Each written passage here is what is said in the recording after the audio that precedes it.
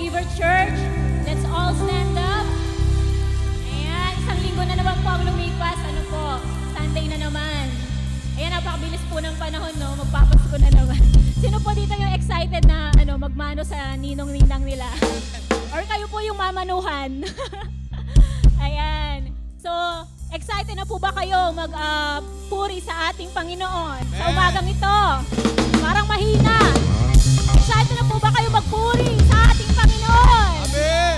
Sige nga po, kung excited na kayo, sabihin mo sa katabi mo, excited na ako mag-worship. Ayan, sige po, let's all praise Him. Hallelujah!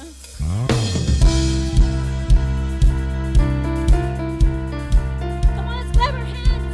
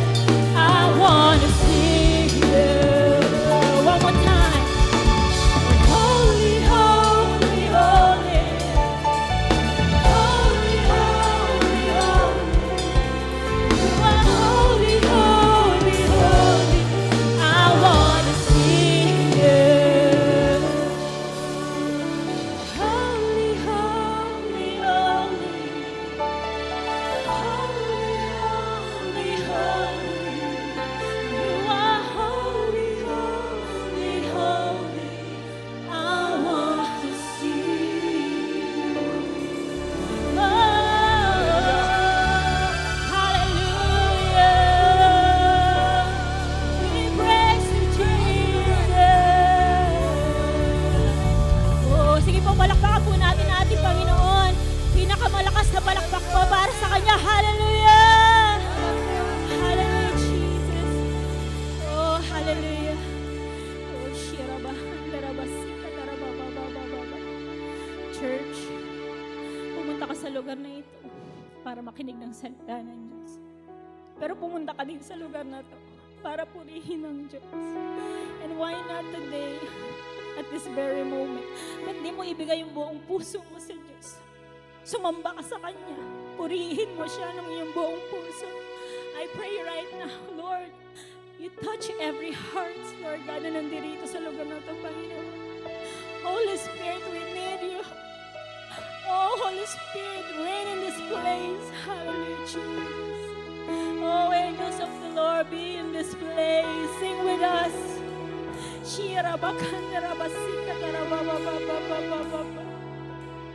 Sana yung laman ng puso mo sa oras na ito'y purihin ng Panginoon. Sana yung laman ng puso mo sa oras na ito'y surrender yung buhay mo sa Kanya sa pamamagitan ng pagpuri sa Kanya. Church, this song po that we're about to sing is about the gospel. This is about the death and resurrection of Jesus Christ. Do you believe in Him? Ngayong oras na to, alalahanin mo yung ginawa niya sa'yo. Alalahanin mo kung paano Kanya niligtas. Alalahanin mo yung araw na na-encounter mo ang Panginoon. Hallelujah, Jesus. Oh, hallelujah. Oh, God. I pray right now, Panginoon, let there be healing, Lord God, in this place, Lord God. Hallelujah, Jesus. As we worship you, Lord God, let there be healing in this place, Lord. Let there be restoration and revival in this place, Lord God. Hallelujah, Jesus. Ikaw lang itataas namin, Panginoon. In you, there's victory. In you, there's hope. Oh, hallelujah, Jesus. Hallelujah. Shirabakandara baba baba baba baba. Hallelujah, Jesus.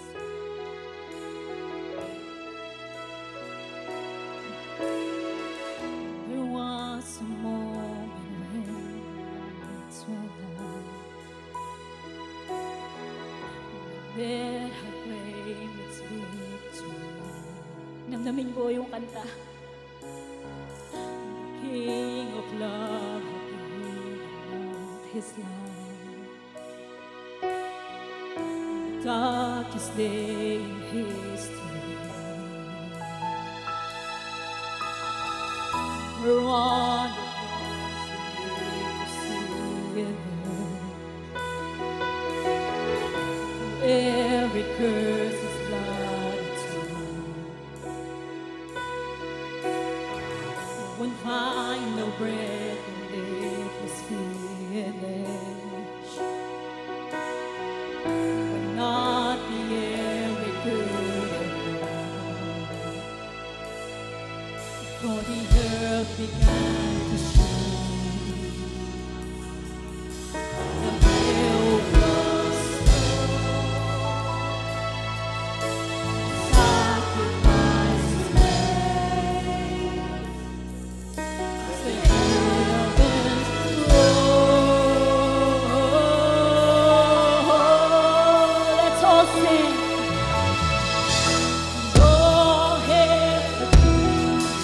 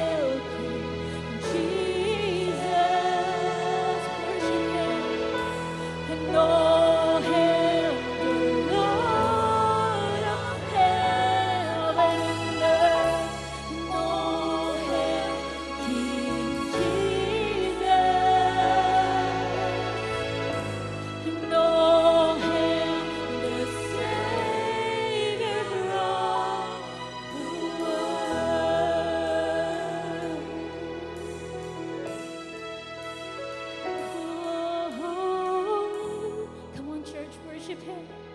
Holy are you, Lord God Almighty. Worthy is the Lamb. Worthy is the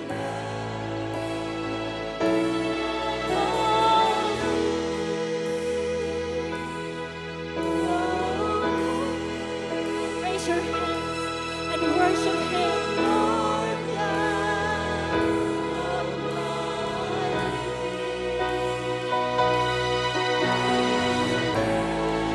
Oh, worship Him.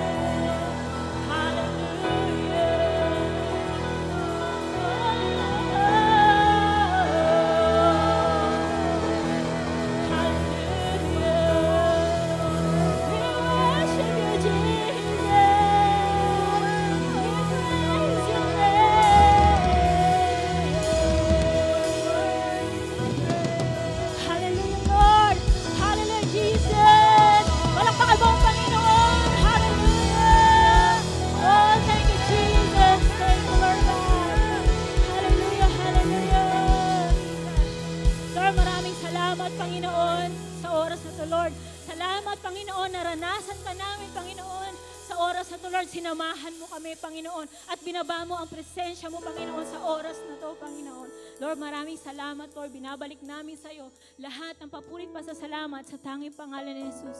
In Jesus' name. And everybody say, Amen.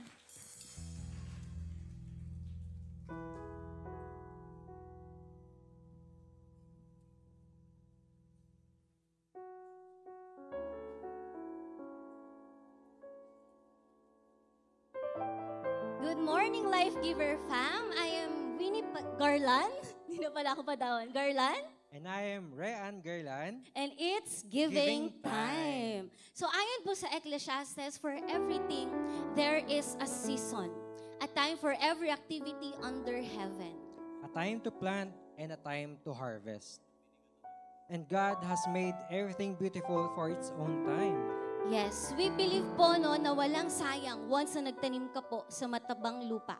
Everyone is participating and everyone is sacrificing. So I think this is really the right time to plant a seed. So we tried po, no, kami pong dalawa ni RG, we tried our best to plant our seed sa pinapagawa po nating church called Project Solomon. Tumulong and nakibaka tayo sa Metro Bayanihan Project for our 7th floor.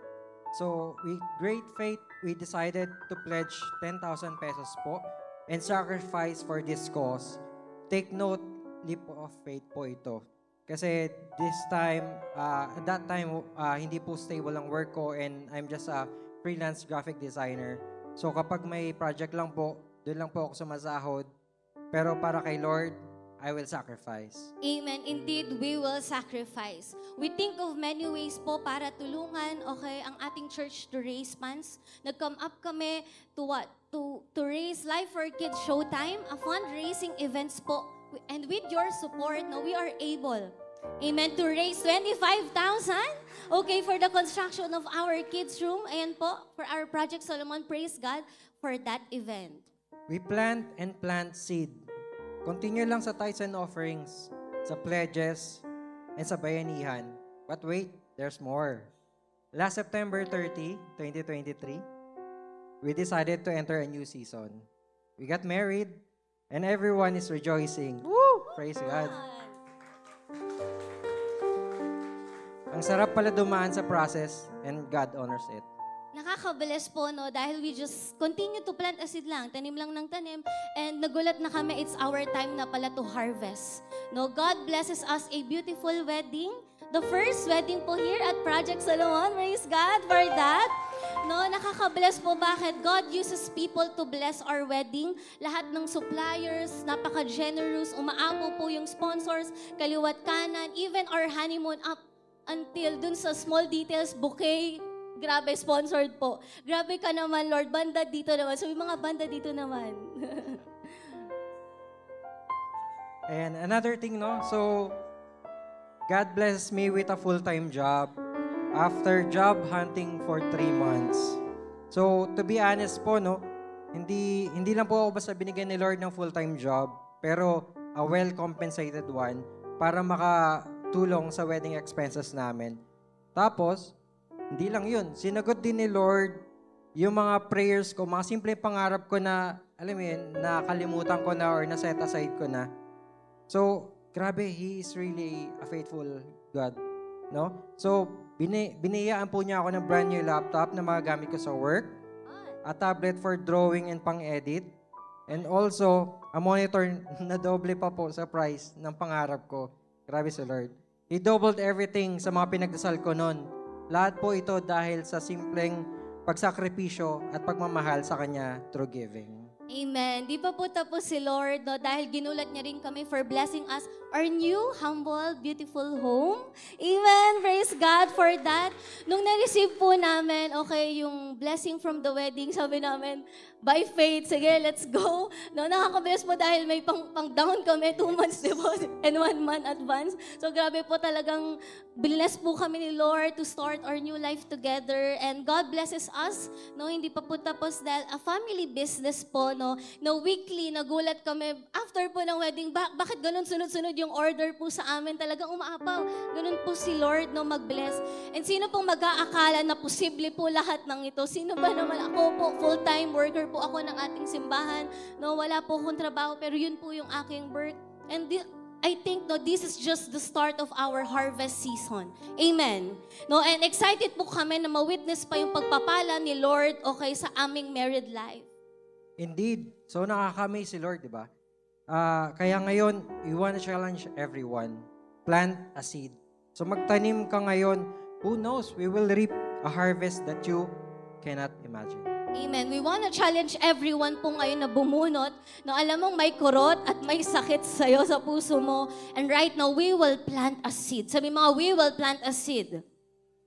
Now, tataniman mo po yung future wedding mo, amen? Yung future kids mo, yung future bahay mo na pinapangarap mo, amen? Okay, pwede din yung love life mo, taniman mo na yan, amen? Yung business, yung work, and hawakan mo po, okay, with great faith, yung envelope na po na yan, okay, na may pananampalataya, and Lord, this is my plan. This is my seed for your church. Sige po, let us all pray. Panginoon, salamat, Panginoon.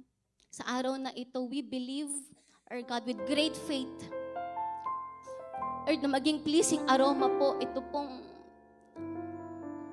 offering po namin sa iyo, Panginoon. Our God, right now, with great faith, naniniwala kami na ito po ay magbubunga, Panginoon.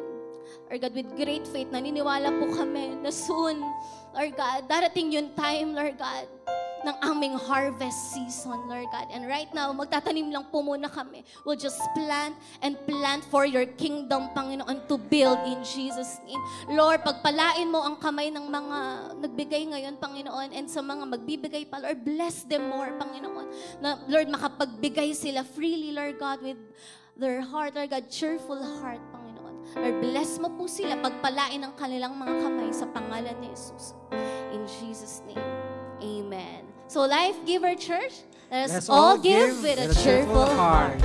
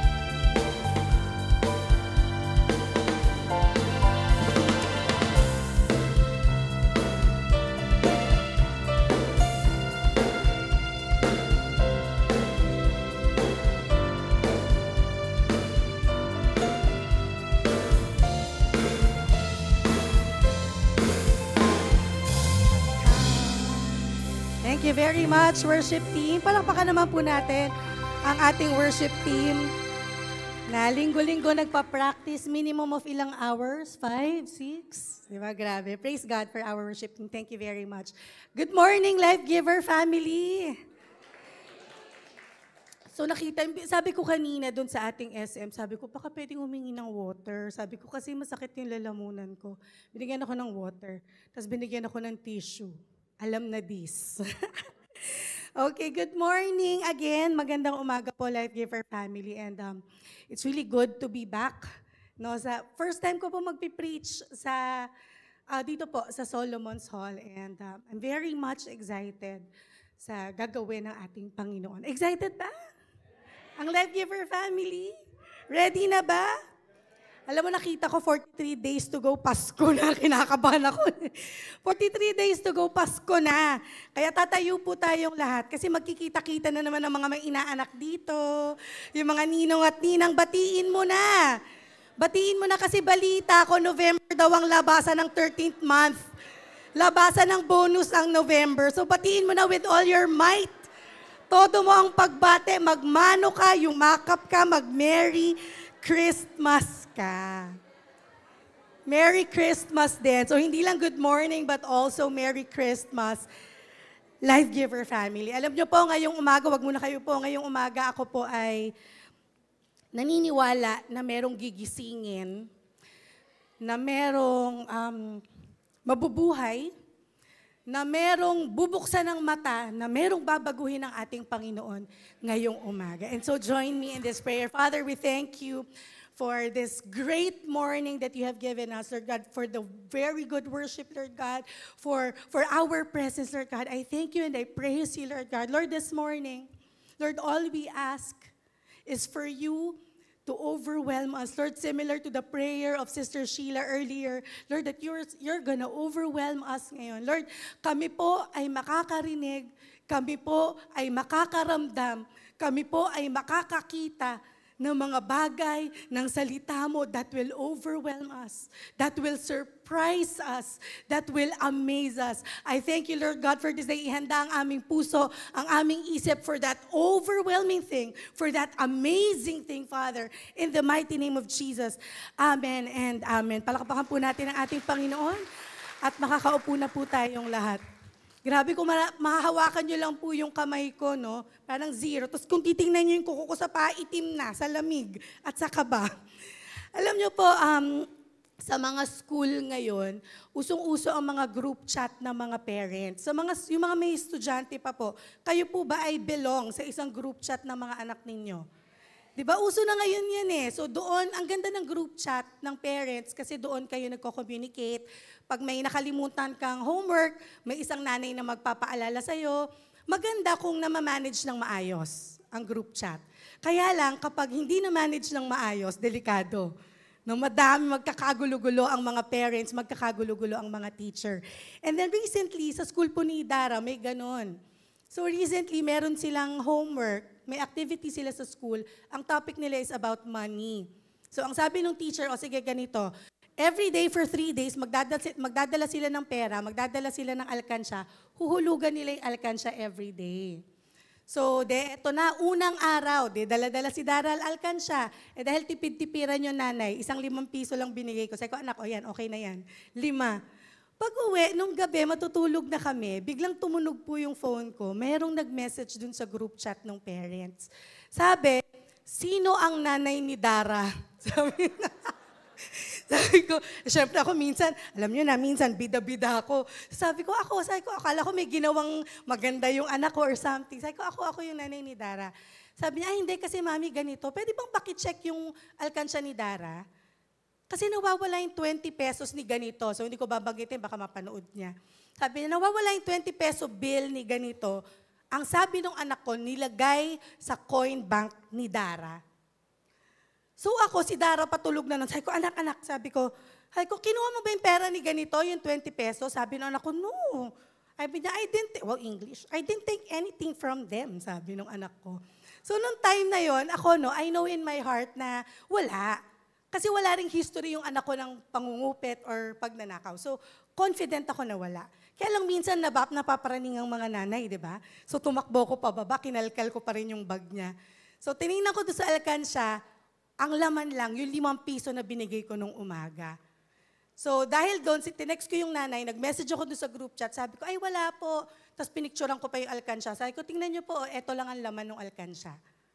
So maya-maya, wala pang 30 seconds, may isang nanay na naman nag-message. Ito po, totoo talaga, nag-message. Sabi niya, ay mami, ako rin. Inano ko, anong tawag doon yung parang in-swipe, tapos nireplyan ako, nakatag ako. Sabi niya, ay mami, ako rin, nawawala yung 30 pesos ng anak ko. At ang sabi niya, kinuha ni Dara, nilagay sa black bag ni Dara. Sabi ko, patay na. Gusto kong gisingin yung anak ko na parang ano bang totoo anak? Baka may tinatago ka dyan. Kaya lang sa isip ko, dumipensa na ako agad. Sabi ko, mami, yung gamit po ng anak ko, terno-terno po, wala pong itim sa gamit niya. Wala po siyang ni isang black bag. Kaya lang, nung may message pa lang akong ganun, tinatype ko pa lang, sunod-sunod na. Sabi niya, mami, eto rin, si Dara kinuha. Eto rin, mami, ang binigay ko pa 100 peso bill. Pagbalik sa akin, barya na. Mami, walang bumalik sa akin. Ang lahat ng sinasabi nila, kinuha ni Dara. Iisa ang sinasabi. Alam mo, kung kayo kaya nasa posisyon ko, anong iisipin nyo? Sige nga, anong mafe-feel nyo? Sige, pwedeng sumagot. Tita Del, anong mafe-feel mo? Ha? Si Mama Del, matindi, mumurahin daw ni Mama Del. Di ba? Kasi kilala ko yung anak ko, hindi magnanakaw. Ito problema. 30 magulang, iisa sinasabi, ang nagnakaw ng pera nila, sino? O yung anak ko, mahal ko yung anak ko, baka mamaya pagbaba nyo, sabihin nyo, magnanakaw ka ba? Likot ng kamay mo, itago nyo na yung mga anak nyo sa Life for Kids, magnanakaw yung anak ko. So, talagang na-stress ako. Nandun si King noon, no? So, nag-uusap ko, sabi ko, Dad, tinan mo to. Sabi ko, nasa stress na ako, hindi ko alam ang gagawin ko. Sabi ko, grabe, parang feeling ko noon, binubuli ako, pinagkakaisahan ako ng mga magulang. And then, hindi ako makareply. Nung sunod-sunod na yung nag-message, hindi ako makareply kasi hiyang-hiya ako eh. Wala akong mapakitang ebidensya. Kahit sabihin ko, tingnan nyo, 5 piso nga lang yung laman sa anak ko, 100 binigay mo, 5 nga lang binigay ko eh. Wala talaga. So, naisip ko na noon, sabi ko, ako patay na. Sabi ni King sa akin, binulungan ako, ilipat na natin si Dara next year. Sabi, dapat hindi na siya dyan sa school. Sabi ko, oo nga. Sabi ko, kasi pag dyan pa si Dara, sabi ko, pag dyan pa yung anak natin, sabi ko, mababrandingan yung anak ko, pagpasok, first day of school, ang batang magnanakaw. Kapag recognition, ayan yung batang magnanakaw. Di ba? Pag PTC, yan yung nanay nung magnanakaw. Lahat yun ang sasabihin. Di ba? Huwag ka. Di ba? Matindi mga isip kasi natin, di ba? Nakita mo yung present, tapos covered pati future, na-imagine mo na lahat, di ba? Kakaiba. No, kaya lang nung time na yon, gabi na, bigla ako napaisip, sabi ko, kasi yung sinabi nung magulang, pwedeng totoo, pero hindi ko pa sure. Yung sinabi ni Dara, pwedeng totoo, pinaniniwalaan ko na naman, pero hindi ako sure. So sabi ko, hindi, dapat dun ako sa nakakita at may authority dun sa classroom, dun ako magtanong. So kahit gabi, lakas loob, nag-message ako dun sa teacher. So kinuwento ko, teacher, ito po yung nangyari. Tapos buti na lang gising po yung teacher. Ito po reply niya, pakita natin yung unang sinabi niya. Yan yung Gcash. Sabi, good evening po parents. Sabi, sorry for confusion. Based on our parents bulletin number 10, tuwing Wednesday daw, meron silang collection. Kaya lang dahil na-suspend the day before, so that day, nung araw na yon, nung umaga, nangolekta sila. Pakita po natin yung susunod. Since, pakibasa po ng malakas, since Dara is the class treasurer, sabi, siya po ang nag-collect, sabi nung teacher. At saka, sabi nung teacher, ano ba yun? Asan na ba yun? The black bag was given to Dara to collect the money. Sabi, baka po naibigay o nailagay ng ibang students yung money nila, yung allowance nila doon. Alam mo yung group chat na nahimik? Yung nanay ni Dara mayabang. Nalahimik yung group chat and there was silence. So nakatulog na kami ng mahimbing ni King. The next day, alam mo, yung kaparaningan ng mga tao, minsan di mo mapigil. Hindi pa rin ako makapagpigil. Thank you so much. Ayan, hindi ako makapagpigil. Tinanong ko pa rin yung anak kong kulit, di ba? May confirmation na nga doon sa teacher na kinolekta lang ni Dara kasi nga treasurer siya. Tinanong ko pa rin yung anak ko. Papasok na siya. Anak, halika rito. Sabi ko, may kinuha ka ba? Kasi baka malay mo may kinuha eh. Di ba? Sabi ko, anak, halika, may kinuha ka ba na pera ng mga kaklase mo? Sabi nung anak ko, eto, pakinggan nyo. Sabi niya, no. Why would I get it? Sabi nung anak ko, I have more money than them. Sabi ko, kaya pala may halong yabang mana sa ama. Mana dun sa tatay. No, grabe. Alam mo nung time, nung umaga rin, wala na. Case closed. Tapos na, nalimutan na namin lahat. No, natawa lang talaga kami. Actually po, dun sa story po na shinare ko sa inyo, kitang-kita ko po yung sarili ko. Siguro nakikita nyo rin yung mga sarili nyo. Bakit? It's the worrier in you. The overthinker in you. Na minsan may sinabi lang sa'yo, ang dami mo na naisip, hanggang future. Di ba? Lilipat na natin si Dara. Ayoko na pumuntang recognition, di ako papasok pupuntang PTC. Kasi lahat ng mata nila nasa akin. The overthinker in us. Kasi po yan ang kadalasang problema sa atin. Tuwing may nangyayari sa atin, tuwing may nangyayaring maganda or pangit, ang dami nating iniisip. Ang dami nating nakikita. In other words, nag-overthink tayo mula past, sabi ko nga, no, hanggang present, maging hanggang future. Di ba? Pakinggan nyo to. Minsan dumating late yung asawa mo, di ba? Ang tanong ng mga nanay, saan ka galing? Siguro nag-inom ka. Dahil gusto future. Siguro may babae ka. No, future. Siguro hiwalayan mo na kami. Matindi. Ano pa? May naramdaman ka, pumitik sa tagiliran. Sabi niya, ay, ang sakit. Siguro pagod lang to, tutulog ko. Maya-maya, hindi ko tutulog kasi baka stress to. Ininis ako ng boss ko kanina. Hindi. Baka stones. Maya-maya, ay, hindi, baka baka cancer. No, grabe, nag-overthink tayo. Kaya eto, tayong mga nagla-life group, no, nag-send ka ng prayer request sa mentor mo. 1 hour hindi pa nagre-reply. So anong sasabihin mo? Walang pakialam si mentor sa akin. Hindi siya katulad ng ibang mentor. Hindi niya ba alam na kailangan ko ng prayers now na lilipat na ako sa iba? Ay hindi, ganyan din ata pati mga pastor. Lilipat na ako ng church. Grabe, daming naiisip, ang daming nakikita. Kaya lang, gaya po dun sa kwento ko, nalilimutan natin na sa bawat sitwasyon po natin, kahit may nakikita yung iba, kahit may nakikita ka pa, merong isang in authority na nakakakita at nakakaalam ng lahat. Diba? Baka sabihin niya sa'yo, kakaisip mo niya, ikaw nga yung treasurer, huwag kang mag-isip. Di ka nagnakaw. Merong isang nakakaalam ng totoo.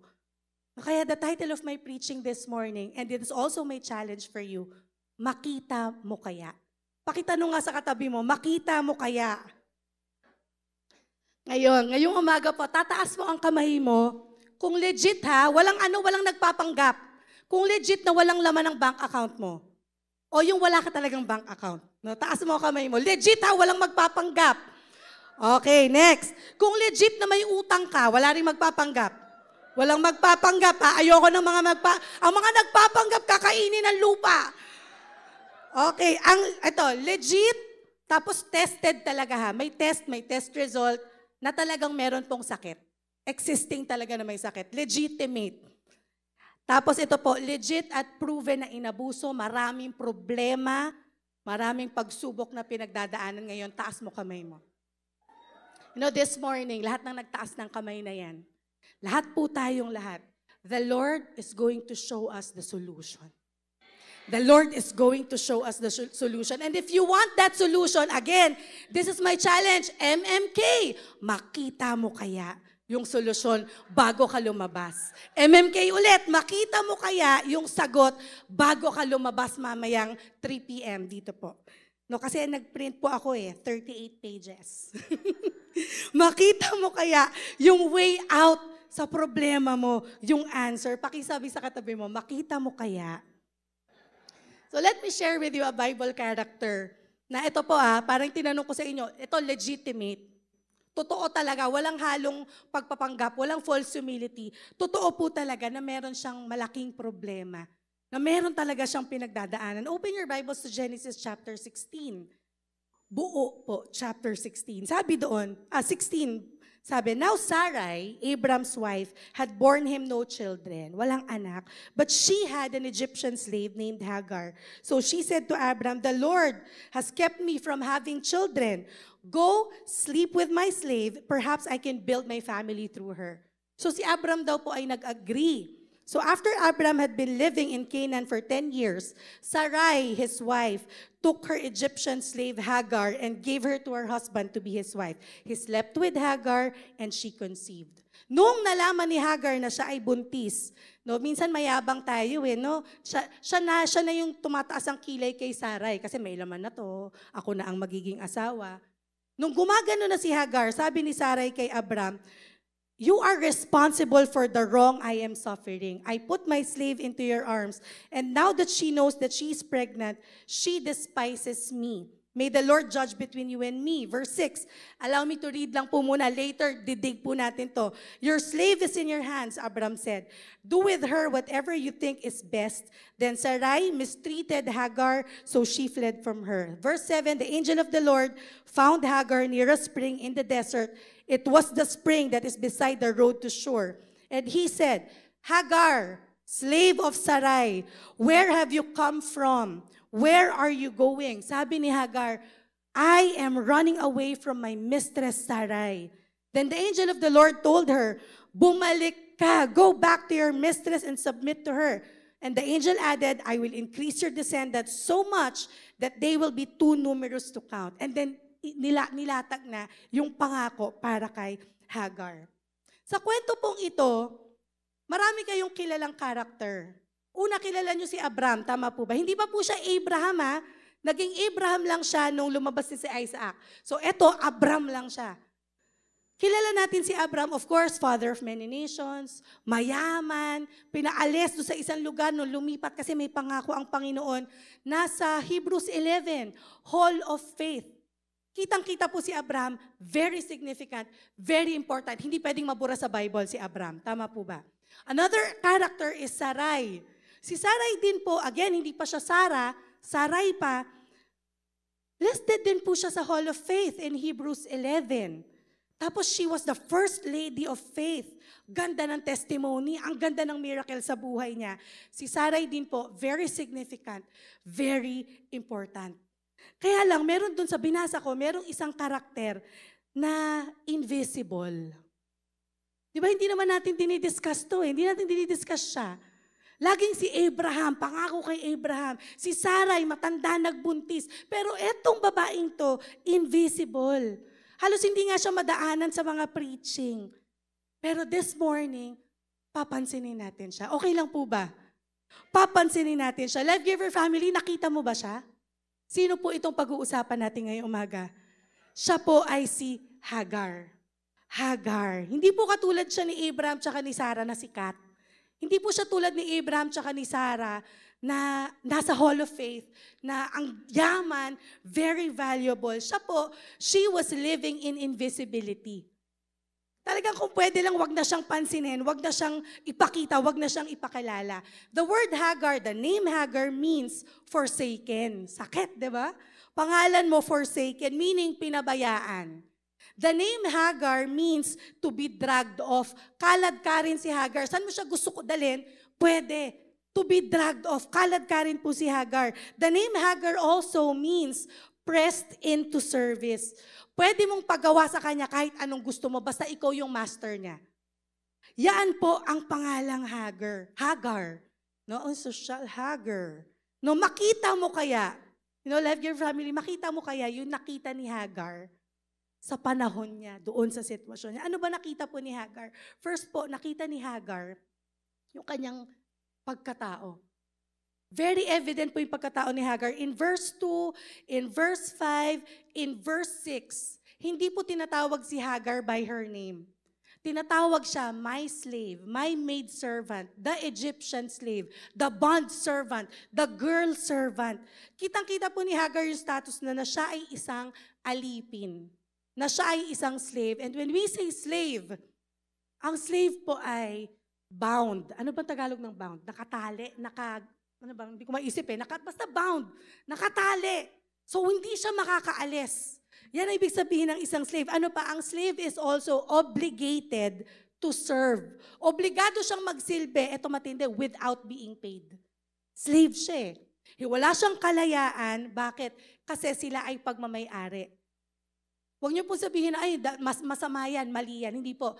In their context, slaves are legally owned. Legal po. Legal na sila ay ganunin. Legal na sila ay ganung tratuhin. Kasi legal talaga silang binili. So sila na ay pagmamay-ari. Nakalungkot lang kasi si Hagar, wala siya talagang karapatan. So wala siyang say kahit anong gawin sa kanya. Wala siyang choice kung anong paggawa sa kanya. Kung anong paggawa sa kanya, di ba sabi ko, dragged. Ano yung meaning ng pangalan niya? To be dragged off. To be pressed into service, forsaken. Wala silang pakialam sa'yo. Basta kung anong gustong pagawa sa'yo, yon ang gagawin mo. Tayo nga pag ayaw natin, di ba ayaw natin? Di ba? Hindi ba? Hindi ba kayo gano'n? Ako lang ba yung gano'n? Pag may kumokontrol sa'yo, nagpupumiglas ka. Di ba yung boss mo nga na pinapasweldo ka na, nagagalit ka pa, nilalabanan mo pa. Ako, ito po, totoo po, ito ako to. Hindi ako nagpapanggap. Halimbawa, si King, no, may ginagawa ko, nagtuturo ako sa mga anak ko, lahat. Dami ko ginagawa, biglang sasabi, ano ulam? Magluto ka ng ulam. Dami ko pang ginagawa na kaya niya namang gawin. So, sinasabi ko sa kanya, ano ka, may katulong? Ay, hindi ko sinabi, joke lang. Di ba, ang dali nating sabihin yun. Di ba, pag meron tayo, pinapagawa sa atin, ayaw nating gawin, nagpupumiglas tayo. Bakit? Malaya tayo eh. Di ba, we are free. Hindi tayo slave, hindi tayo bond servant. Ito na lang, yung life group leader mo, pastor mo, meron sa yung inassign. O sige, sa next life group natin, eto gagawin mo. So, ikaw, ayaw mo. Bakit? Ano ako, alila? Diba? Ano ako, utusan? Bakit? Again, kasi hindi po tayo mga slaves. Unlike Hagar. Si Hagar po ay isang slave. Ang matindi po nito, ang pagkatao niya slave, Tapos nakita niya pa yung sitwasyon niya umaayon doon sa identity niya, umaayon doon sa pagkatao niya. Alam niyo nangyari sa kanya, sabi doon sa kwento na binasa natin. Sa totoo lang, sabi ko nga si Abraham tsaka si Sarai importante. Si Hagar pwede namang mabure. Bakit? Lumabas lang si Hagar kasi pinangakuan si Abraham tsaka si Sarai na magkakaanak.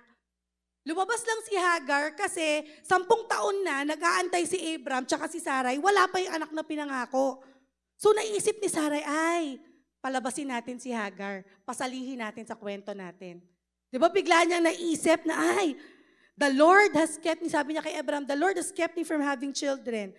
Sabi niya, go sleep with my slave kaya.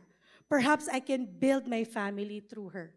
No, culturally speaking po, pwede po talaga yon. No, in the Old Testament, pwede talaga yon. Kung titingnan niyo yung this is Genesis chapter 16. In Genesis chapter 15, si Abraham mismo nagpaplano na din na wala kaming anak, walang mag-i-inherit. So kukunin ko yung slave ko na si Eliezer. Through him, bubuo ako ng pamilya. Hindi babae si Eliezer. Siya lang yung magiging heir. So yan. So culturally speaking, pwede po yun. So si Sarah, kaya niya naisip yon na si Hagar, kunin ko kaya. Andito po ba yung mga disipulos? Naku, parang wala. Andito po ba yung mga disipulos? Andito po ba yung mga disipulos na may senior citizen na asawa? Huwag kang magsasalita. Uy, wala pang senior. Pero imagine niyo, yung mga disipulos may senior citizen na asawa. Tapos sabi nung asawa niyong babae, Han, sweetheart, halika, meron ako diyang Egyptian slave. Egyptian, ganda. Tangos ng ilong, ganda ng mata. Meron ako diyang Egyptian slave, foreigner, batang-bata. Go, sleep with my slave. Perhaps, tatatawa sila perhaps I can build my family through her. Anong isasagot ng mga disipulos?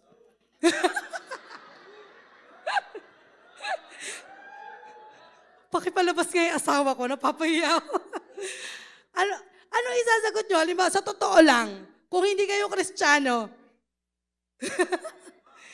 diba? Pero alam niyo si Abraham, pagbasa ko, sabi ko, ay matindi si Abraham. Walang isip-isip. Hindi natawa parang si Tito Dante. Walang moments of silence. Ano sabi agad dun sa verse?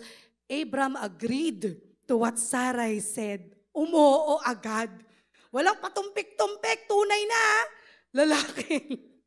No, kaya lang, yan, ang ganda lang kasi si Sarai nagpaalam kay Abraham. Di ba? Abraham, eto gagawin natin, kukunin ko yung slave ko. Nakakalungkot po si Hagar. Kasi sa balak po ni Sarai, si Hagar gagamiting surrogate. Magbubuntis lang ng anak, pero after nun, kila Abram yung bata. Si Abram, well-informed. Si Abram, kinuha yung consent, but not Hagar. Hindi kinuha ang consent ni Hagar. Bakit? Sabi ko kanina, because she was a slave. Wala kang makikita dun sa kwento na pinuntahan siya ni Sarah at sinabi ni Sarah, Hagar, kailangan kong mabuo yung pamilya ko, mabuo yung lineage namin. Pwede ba? Wala pong ganun.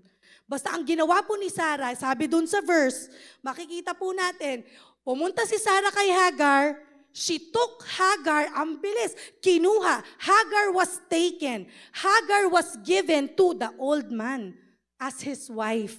Hagar slept with Abram and Hagar became pregnant.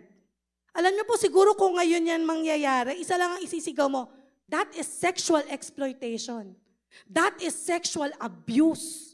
That is rape. Bakit? Kasi walang consent. Kinuha mo, walang paalam, pinasipingan mo sa asawa mo. I don't think gusto ni Hagar yun. Hello, 85 years old. Tas ang bata mo. I don't have anything against 85 years old. Mahal natin yan. Kaya lang, walang consent. I can say, exploitation, abuse, maltreatment. Kaya lang, wala pong magawa si Hagar Bakit? Sabi ko nga, siya ay isang alipin. Wala siyang magagawa kung yun ang ipapagawa sa inyo. Babawi ako sa mga disipulos, andyan pa ba? Naniniwala ba kayo na ang mga babae, mahirap talaga intindihin? Diba? Konti lang, no? Yung ibang mababait yung asawa o takusa. No, takot sa asawa. Tingnan nyo tong si Sarai, ang gulo. Sabi ni Sarai in verse 6, nung nabuntis na si Hagar, tapos si Hagar medyo mayabang na, no? Sabi ni Sarai, ikaw ang responsable for the, hindi ko matagalog, you are responsible for the wrong I am suffering. I put my slave into your arms, and ngayon, alam niya na nabuntis siya, she despises me. Di ba pansinin niyo, si Sarah yung nagplano, si Sarah yung nag-execute, nung nagka-trouble na, sino may kasalanan? Si Abram lahat. Kay Abram ang sisi, ikaw ang responsable. No, minsan yung mga mag-asawa, no, pag ang dami-dami ng sinasabi ng babae, yung lalaki, sige, gano'n na lang, sige na. So sinabi ni Abram sa kanya, di ba alipin mo siya, bahala ka na kung ano ang gagawin mo sa kanya.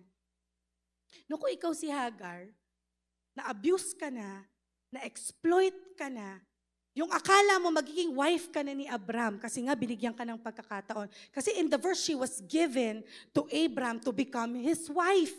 Akala mo mapapang-asawa ka na, biglang ano sabi ni Abram, di ba alipin mo siya, gawin mo kung anong gusto mo. Hagar also felt rejection.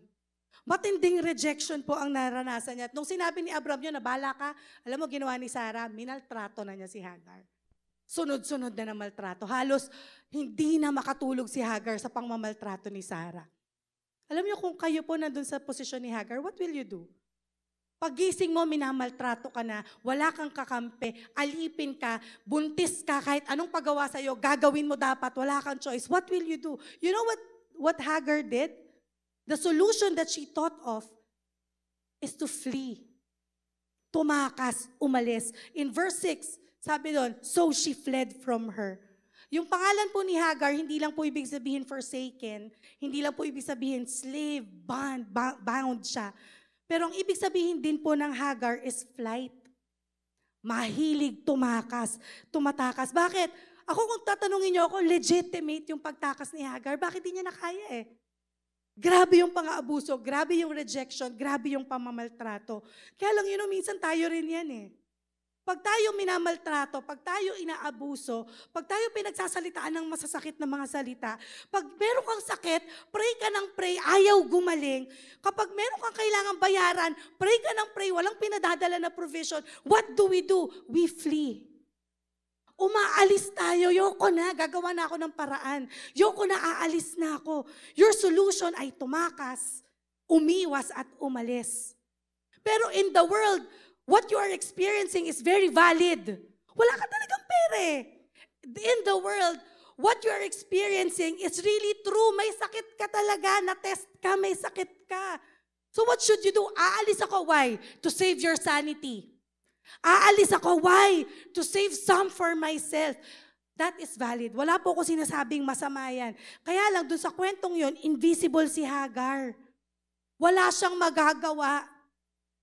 Valid yung nararamdaman niya. Kaya lang, kahit umalis siya, tayo mga Kristiyano, kapag naramdaman mo yon, gusto mong umalis, aalis ka. Si Hagar, gusto niyang umalis, nakaalis man siya, pero may isa pang nakakita sa kanya. Sino pa yung isang invisible sa kwento natin?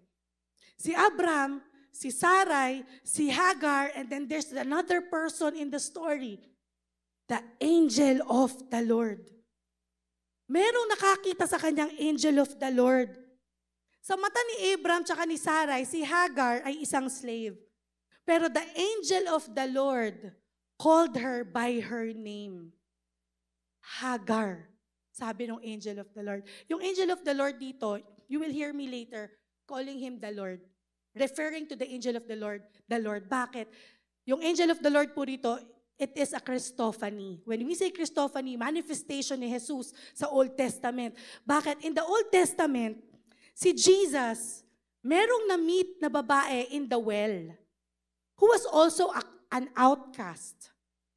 Nakatulad ni Hagar, after makatagpo ni Jesus, nakatanggap din ng tubig. When you read Hagar's story, you will see the similarities. It is the same God who knew Hagar. That angel of the Lord who found Hagar, knew her beyond being a slave. Imagine niyo, no, yung pag ikaw may tumawag sa'yo, oy, halika rito, how do you feel? Diba? Oy, halika rito. Hindi ka binigyan ng pangalan. Ay, yung babaeng yon.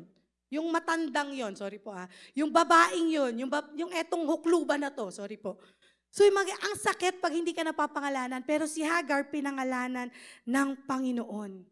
Nakakatuwa. And then that angel saw Hagar's situation. Kasi sabi nung angel of the Lord, Hagar, the slave of Sarai, saan ka galing and where are you going?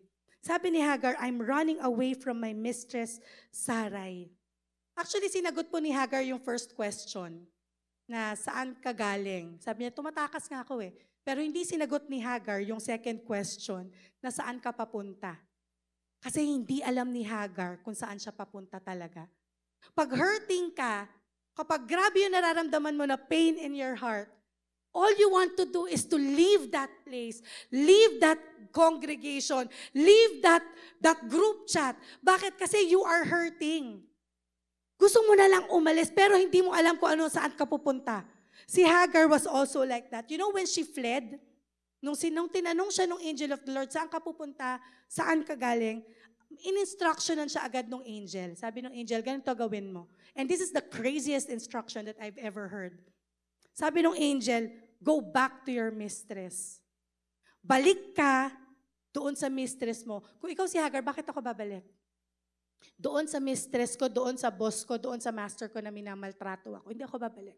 Doon sa boss ko na inaabuso ako, hindi ako babalik. No, may sikat nga nakataga, never again. May sikat pa nakataga, over my dead body. Hindi ako babalik. Tapos eto pa matindi, hindi lang siya pinapabalik. Sabi pa nung angel, submit to her. Mahirap na bumalik, pero mas mahirap mag-submit. So babalikan ko ulit, never again. Over my dead body. Pero ang maganda kay Lord, after the instruction, binigyan po agad ng pangako, ng prophecy rin si Hagar. Ganda, di po ba? Kita ka ni Lord, kilala ka ni Lord, alam niya yung sitwasyon mo, may instruction siya sa'yo, tas may pangako pa siya sa'yo. Tinimingan po ako last 15 minutes. Pwede po ba ako mag-last 30 minutes? Wala akong relo eh. Okay lang po ba last 30 minutes? Wala pa naman susunod na preacher, na service. Nung binasa ko, sabi ko, case closed. Tapos na. Talaga siguro yun na, ang ganda nung ginawa kay Hagar. She knew that she was a slave, pero the Lord met her nung tumakas siya, pinabalik siya, binigyan siya ng instruction, binigyan siya ng pangako, tapos. Kaya lang sabi ko, hindi ako papayag na ito lang. Lord, I know there's more. I know there's more. Alam niyo, yung sumunod po na verse, this is the most powerful for me in this chapter. Yung sumunod na verse, for me, is the most life-changing. Yung sumunod na verse, ay yung verse na gusto kong tandaan po nating lahat. And what is this verse? Verse 13, she gave this name to the Lord who spoke to her. You are the God who sees me, for she said, I have now seen the one who sees me. Let me tell you this, sa totoo lang po, hindi naman po sinabi ni Lord kay Hagar na go back and submit to your mistress kasi babaguhin ko na yung puso ni Sarah. Hindi po sinabi ng angel of the Lord na bumalik ka, submit to your mistress kasi kukunin ka na ni Abram as his wife. Hindi sinabi ng angel na go back, submit to your mistress kasi you will have the best life, maaayos lahat, gagaan ang buhay mo, yayaman ka, yayabong ka. Hindi, wala pong sinabi si Lord na ganun. Ang sinabi lang, instruction, go back and submit. Kung tatalon po tayo sa chapter 21, continuation ng buhay ni Hagar and Ishmael, makikita mo nang bumalik si Hagar at si Ishmael, minamaltrato pa rin po siya, walang pagbabago. Ganon pa rin ang sitwasyon niya. Kung tatanungin nyo, bakit ganon? Kala ko ba, sabi mo kanina, Dayan, the Lord will show us the solution. The Lord will show us the answer. Legitimate yung nararamdaman ko, I need healing. I need that now. Asan yung solusyon? Kala ko ba Jesus is the solution? Kala ko ba Jesus has the answer? This is the reason why. Ako po nagulat, sabi ko, wow. Kasi si Hagar, she did not receive a solution from the Lord. Alam niyo ano na-receive niya? She received a revelation. Hindi po solusyon ang natanggap ni Hagar, revelation. And what is that revelation? The revelation in Hebrew is El Roi. El Roi meaning the God who sees me. El means mighty, strong. Roi means you are seen, you are acknowledged, you are appreciated. The mighty one saw me. The strong one recognized me. The great God appreciated me. The great God identified me. Alam mo si Hagar, that was her aha moment. Oh, wow! Kasi yung encounter ni Hagar with that angel, yung encounter ni Hagar with the Lord, hindi solusyon yung nakuha niya. Ano nakuha niya? Revelation na nagbago ng buhay niya. El Roi. Balikan niyo po, paano niya nasabi? Kung tatanungin siguro, paano niya nasabi na El Roi? Paano niya nasabi na He's the God who sees me? Verse 7, sabi doon, no? The angel of the Lord found Hagar. The angel of the Lord found her. Alam niyo dun sa story, hindi naman po umiyak si Hagar. Hindi po nagpe-pray si Hagar, wag nating lagyan ng kwento. Hindi nagpe-pray si Hagar, hindi siya nagtataas ng kamay, Lord, grabe yung nararanasan ko, rescue me. Wala pong ganun. Hindi po siya humihiling sa Diyos that time. Wala pong ginawa si Hagar. What happened? God simply found her. Nakita lang siya ng Panginoon. Alam niyo, church, ang dami nating nararanasan. Dami nating problema. You know what's really great about our God? Minsan wala ka nang kailangang gawin. God will just simply find you. You know how will He find you? Andyan pa rin po sa verse. Paano nahanap si Hagar? Verse 11. The Lord has heard her misery. Narinig ng Panginoon. Di lang siya natagpuan ng Panginoon, pero narinig ng Panginoon yung misery. You know, the very thing na nararanasan mo ngayon, the very thing na dinadamdam mo ngayon, the very thing na dinadala mo ngayon, the Lord hears it. And when the Lord hears it, He's gonna find you. He's gonna find you. Sabi ko po kanina, Hagar did not receive a solution. Ano po natanggap ni Hagar? She received a revelation. So ako po, nag-break na yung boses ko, alam na. Ako po, I have a revelation this morning. Sa isang family kasi, ang sarap magkwentuhan pag puro good news. Di ba? Wow, ganda, ganda. Pero pag bad news, hindi yan pinag-uusapan sa mga reunion. Yabangan lang kapag reunion. Pero pag bad news, hindi pinag-uusapan. Tinatago, kinakahiya. Kaya lang, ako po, nakatayo dito, ang kaharap ko, pamilya ko, tama po ba? No, ang kaharap ko, kapamilya ko. So kahit magkwento ako ng masama, hindi naman ako ma-judge, di ba? Kahit magkwento ako ng nakakahiya, hindi naman ako ma-judge. Kasi po, I have a confession to make. Kukunin ko na to. Pupunas na ako. Kasi just like Hagar, ako po, I was also forsaken. I also felt that I was abandoned, iniwan. Early this year, we had our Seek First. Dito po, no? Wala pang tiles, walang aircon, no? Magaras pa yung inaapakan natin. Nag-Seek First. Sino po ang mga nandito nung Seek First? Nandito, marami tayong lahat, di ba? And you heard my testimony. It was very loud and clear. My testimony was about how God provided for my children's education for the past 5 years. Si Lord ang nagbabayad. Sorry po, I have to drop the name. Nagbabayad ng tuition fee sa Ateneo. Siya lahat for 5 long years. Come June this year, lahat po yun hindi natupad. Come June this year, walang tuition fee na binigay. Come June this year, si Dara hindi ko rin nalipat. Come June this year, walang cheque, walang pera na naibot, walang binayad. Why am I sharing this to you? Yung hiya po ako eh. Why?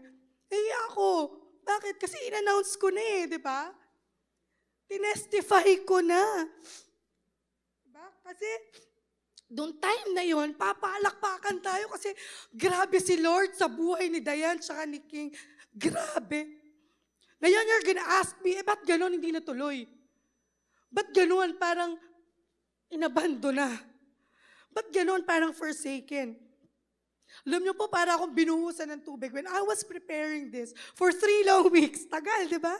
When I was preparing this, naalala ko, Lord, 5 years ago, if we have the picture there, Lord, 5 years ago, may preaching din ako. Ayan o. Sabi, huwag niyo nang pansinin, tumaba ako ngayon. Diba? 5 years ago, I also had a preaching sa Gateway. If you remember, ang preaching ko, mga planong napako. And what was my testimony? In-enroll ko na yung anak ko, pinahugot ng boss ko, pasok mo sa Ateneo, ako lahat magbabayad. Ko, grabe Lord, grade 1, grade 2, grade 3, grade 4, grade 5. Ko, grabe Lord, you fulfilled your promise to me. No, pakita natin next picture. Talaga nakapasok si Kian. Grade 1, ayan. Lahat po yun. Grades 1 to 5 covered ni Lord. Wala kaming binayaran. Alam nyo, ginulat ako ni Lord. I didn't know that after 5 years, babalik ako ni Lord dito sa pulpito. Ibabalik niya ako ulit, kaninong kwento? Kay Abraham. If you're gonna watch that preaching sa Facebook page natin, you know kung anong text ko? Si Abraham.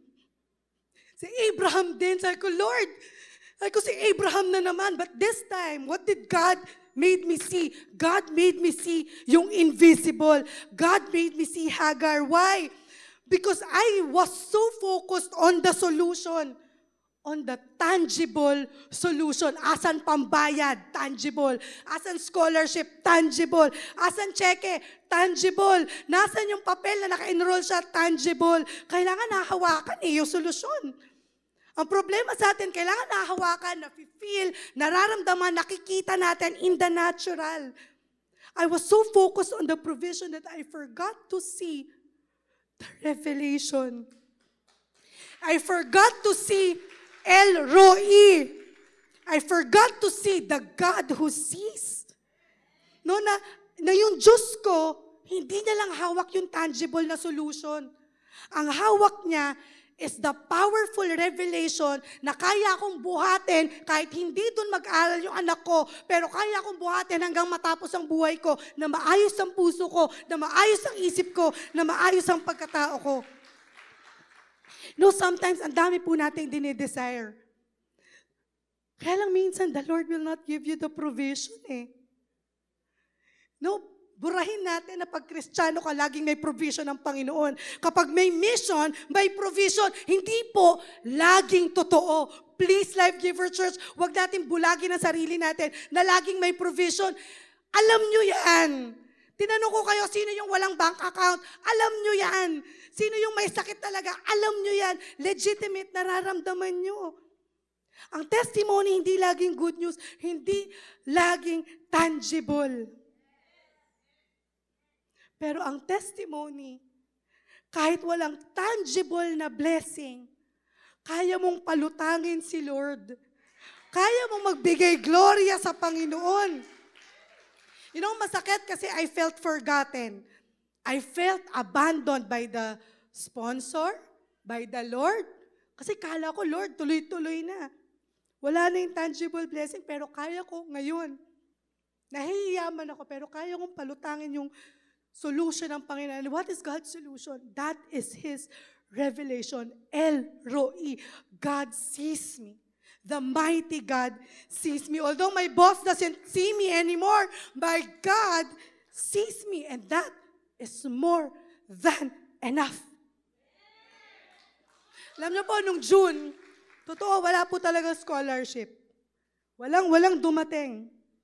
But my El Roi enabled King and I to pay Kian's tuition fee in full in Ateneo. My El Roi enabled King and I to pay Dara's tuition fee in full. You know why? I realized that the solution was never in my boss's hands. The solution was never in the hands of anyone in this world. Pero ang pinanghawakan ko is the revelation that my God is the El Roi. Ngayon, tanong ko sa inyo, nakikita nyo ba? Nakikita nyo ba? Kasi gusto mo, hawak mo eh. Gusto mo, eto may kagalingan Gusto mo, nakita mo yung nangyari, yung change. But the Lord's revelation today, minsan wala anak. Minsan wala ka talagang pera, minsan hindi ka talaga gagaling. Minsan yaan talaga. Pero this time, gusto ko tumayo ka. Kung legit ulit, walang laman yung bank account mo. Kung wala ka talagang bank account, tatayo ka. Yabangan mo ang kalaban. Wala akong bank account. Kanina may nagtaas ng kamay, ba't wala na? Tatayo ka, sabi ko. Wala ka talagang bank account. Wala ka talagang pera. Eto pa, walang upo. Tatayo ka kung legit na may sakit ka talaga, yung tested. Tinest, lumabas sa resulta, may sakit ka talaga. Tatayo ka. Eto, tatayo ka rin kung totoo at validated na iniwan ka. Na pinagpalit ka. Tatayo ka rin. Di ba, Papa? Alam mo, nagre-rejoice tayo doon sa mga hindi nasosolusyonan. Why? You have an Elroy. You have an Elroy. Kahit walang solusyon, you have the God who sees. Ngayon, tatayo ka kung alam mong may problema ka talaga. Meron ka talagang pinagdadaanan. Meron ka talagang dinadamdam. Meron ka talagang hindi matanggal-tanggal sa'yo. Tatayo ka. You know why? I want you all to look at the pockets of your seats. Dudukutin mo, may papel dyan. The revelation will be there. I'm not joking, Life Giver Church. Dukutin mo yung bulsa niyang upuan mo sa likod. There's something in there. And the Lord's gonna reveal something to you today. At the back of your seats, you will see a paper. And I want you to read it out loud with me. Tataas ang kamay ulit ng legitimate, walang pera. Legitimate, may sakit. Legitimate, may problema. That is the Lord's revelation. Anong sabi? I have my El Roi. The God, sabay-sabay tayo, the God who sees me. The God who sees me. The God who sees me. And if you think, and if you know to yourself that you really need a solution, I want you to close your eyes. May sakit ka talaga. Wala ka talagang pera, hindi ka nagpapanggap. Nanghihina ka talaga, hindi ka nagdadrama. Meron ka talagang dinadala, hindi ka nag-i-imagine, hindi ka nag-overthink. It's legitimate. You're really feeling that. You're really experiencing that. You really have that in your body, whatever it is. But this morning, pwedeng pag lumabas ka, binalidate mo sa manager ng bangko, kung meron ka pa ba talagang pera, sasabihin niya, hindi, wala na talaga. But this is God's revelation. El Roi. Ang ganda ng topic last week. No, ako mismo, I even stretched out my hands. I go, Lord, I need that healing. But you know what the Lord is revealing to us today? It's really overwhelming na minsan hindi mo na kailangang kumilos for God to move, lalo na kung anak ka. Pwedeng nakatayo ka lang, but God is moving. El Roi. Pwedeng umiiyak ka sa sulok, but God is moving. El Roi. Pwedeng naipon mo na lahat ng hurt sa puso mo, hirap ka na, but He is moving. El Roi. And right now, God is finding you.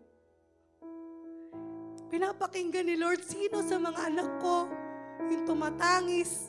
Sino sa mga anak ko yung in pain? Sino sa mga anak ko yung nangangailangan ng healing? Sino sa mga anak ko yung may operasyon pero wala pang pera hanggang ngayon? Sino? Sino sa mga anak ko rito yung pagod na kailangan ng pahinga? Yung burnt out na gusto nang gumiba pero kailangan ng encouragement. The Lord is searching right now.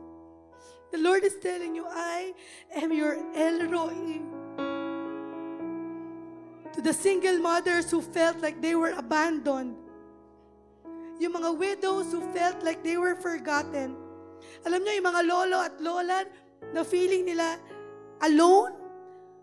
Yung mga wife na iniwan. Yung mga anak na feeling nila they are misunderstood. To the leaders who wants to give up. To the ministers, to the full-timers who are burned out and considering quitting. To all of you who feels maltreated, abused, tired of this life. You raise your hands because the Lord sees you. El Roi. El Roi. Father, I'm praying, Lord God, for these people. Lord, kasama ako, Panginoon. Lord, it's legitimate. What we are feeling is valid. Lord, the pain that we are feeling are all valid. Lord, yung sakit, totoo, Lord God, tested by the world. Tested and, Lord, kinonfirm ng mga doktor. Lord God, yung wallet namin, Lord, talagang walang naman. Hindi kami nagpapaawa. Lord, wala talaga. Lord, yung pagod namin sa trabaho, yung pagod namin sa ministry, Lord, hindi kami nag-iinerte. Pagod talaga kami. Lord, may problema talaga sa pamilya ko. Hindi kami nagpapanggap, hindi kami nagpapaawa. Wala kami sinusugarcoat, Father. Wala kami kino-cover. This is us. We really need you, Father God. Thank you for that revelation. Father, I pray, this morning, Lord, ang buong Life Giver family, Lord, ay hindi maghahanap ng solusyon. Hindi maghahanap ng tangible solution. But every time they go through something difficult, every time they go through something that is impossible, starting today, Lord, we will see your revelation. We will see the El Roi in our lives. Lord, na never again kaming magtatampo. Never again kaming makakaramdam na feeling na abandoned kami because we have a God who sees. We have a God who sees. Lord, hindi kami magtatampo dahil walang solusyon. Hindi mo kami pinapayaman. Hindi mo kami pinapagaling. Hindi mo kami pinoprovidean. Lord, tapos na yung mga araw na yon. Dahil today, we know to ourselves that we have a God who sees. Father, thank you for that revelation. Thank you, God, for that revelation that you are the El Roi. Thank you. I pray, Father God, that you selyuhan, Panginoon, itong revelation na ito. Selyuhan itong revelation na ito that you are our El Roi. Maraming salamat, Father God. In Jesus' name, amen and amen. Nakakaupo na po tayo. No, hindi pa rin po ako tapos. Kasi 3 months ago, the Lord impressed to me some people na hindi ko alam. Maybe they're just like Hagar na dinadaan-daanan lang natin sa church. Yung iba nga, hindi natin sila kilala eh. Na hindi natin na-appreciate. Hindi ko po ma-appreciate lahat ha. Hindi ko po matatawag lahat. Pero the Lord has impressed to me specific people this morning. And there are ushers po, no, i-usher, tutulungan, ilalapit po itong mga taong to. Wala lang si ate, but I want to call her, kahit online, Ate Melody Sanchez. Ate Shirley Nava. Tita Jeng Peña. Changbi. Kuya Sam. May Makasinag. If you heard your name, go here. May Aguinaldo. And Ate Mayet.